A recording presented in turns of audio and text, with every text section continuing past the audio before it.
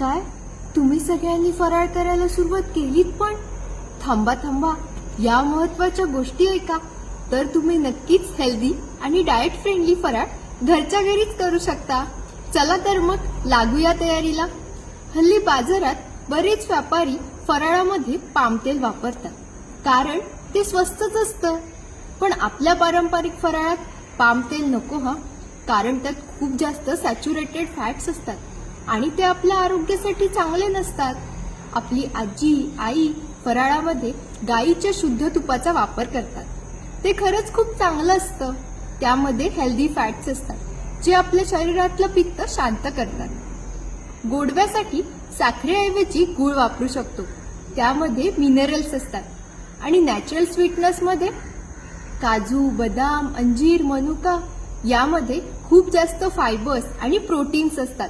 आपण लाडू आणि बर्फीमध्ये याचा उपयोग करू शकतो. चकली करत असताना गहू, तांदूळ, ज्वारी, बाजरी ही सगळी धान्य समप्रमाणात घेऊन त्यामध्ये धणे, जिरे, ओवा, तीळ या गोष्टी टाकल्या तर पचन तर उत्तम होतच आणि आपली चकली कुरकुरीत आणि पौष्टिक सुद्धा होते. लाडू करत असताना ओट्स आणि खजूर तुपामध्ये भाजून जर त्याचे लाडू केले तर ते नॅचरली स्वीट तर आहेतच आणि न्यूट्रिशियस सुद्धा. अंजीर बर्फी यामध्ये तर साखरेची आवश्यकताच नाही. अंजीर आणि सुकामेवा हे एकत्र खूपच छान लागतात. आणि करंजीचं म्हटलात तर मैद्याऐवजी गहू आणि ओट्सवर वापरू शकतो.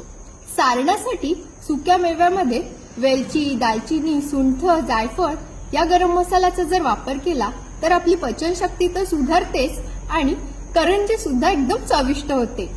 काय मग, या दिवाळीला आरोग्यासाठी चांगला असा पारंपरिक आणि पौष्टिक फराळ करून ही दिवाळी आपण आनंदाने आणि उत्साहाने साजरी करूया. भेटूया लवकरच पुढच्या व्हिडिओमध्ये.